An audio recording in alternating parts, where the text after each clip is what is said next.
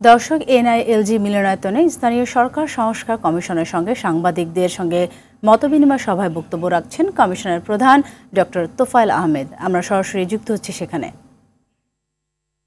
এবং অনেক সমস্যা সংকুল একটা এলাকা, তো সেটা নিয়ে কিন্তু আমরা স্পষ্টভাবে এখনো বলতে পারছি না কি করব। কিন্তু একটা কথা বলতে পারছি, সেটা হচ্ছে জেলা পরিষদের নির্বাচন।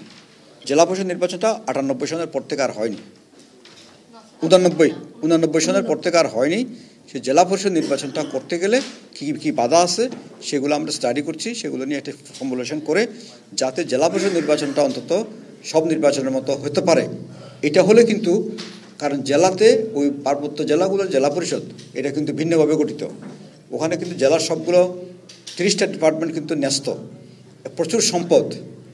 আর সম্পদগুলো দেওয়ার ক্ষেত্রেও কিন্তু একটা ভুল করা হয়েছে, সেটা হচ্ছে ইউনিয়ন পরিষদ উপজেলা পরিষদ এখন উপবাসে আছে, তাদের সম্পদটাও কিন্তু ওখানে চলে যাচ্ছে, যেমন বাজার ফান্ড এবং অন্যান্য কিছু।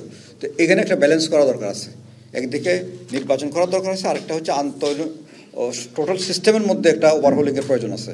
তো এটা নিয়ে আমরা একটা বিশেষ চিন্তা করছি। আর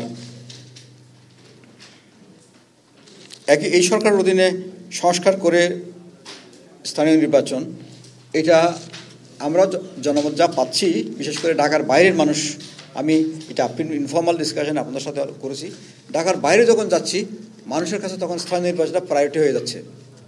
কিন্তু এখানে ঢাকা লেভেলে পলিটিশিয়ানদের মধ্যে স্থানীয় নির্বাচন নিয়ে এখনও কোনো কথা শুনিনি, এটা শোনা যাচ্ছে না।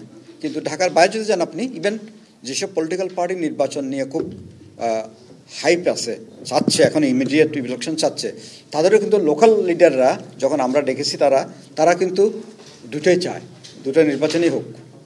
এর মধ্যে এক দল আছে, তারা বলছে দুটো একসাথে হোক, কেউ বলছে না এটা আগে হোক ওটা পরে হোক, এরকম মতভেদ আছে। যেমন আপনি বলেছেন যে এই আলামিন বলেছেন জাতীয় নির্বাচন স্থানীয় নির্বাচন একসাথে করার কথা বলছেন আপনি বলেছেন।